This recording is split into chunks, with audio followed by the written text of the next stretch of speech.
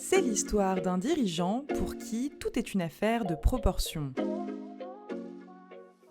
Une société souscrit deux prêts auprès d'une banque, garantis par le cautionnement de son dirigeant. Mais la société se voit placée en liquidation judiciaire et ne peut plus honorer le paiement des prêts. La banque fait alors appel à la caution pour obtenir le paiement des sommes dues.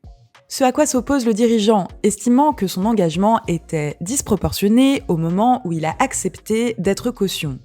Ce que conteste la banque, qui s'appuie sur la fiche de renseignement qu'il a complétée lors de la conclusion du cautionnement, qui fait état de ressources permettant de faire face au paiement des mensualités des prêts.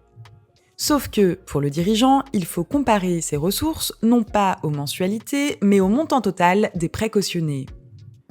Ce que confirme le juge, la disproportion du cautionnement s'apprécie au regard de la capacité de la caution à faire face, avec ses biens et revenus, non à l'obligation garantie, selon les modalités de paiement propres à celle-ci, mais au montant de son propre engagement.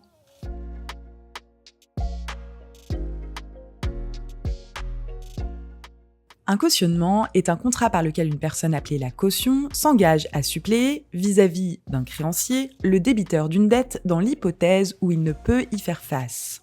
Un créancier professionnel ne peut pas se prévaloir d'un cautionnement souscrit par un particulier si cet engagement était, au moment de sa conclusion, manifestement disproportionné à ses biens et revenus.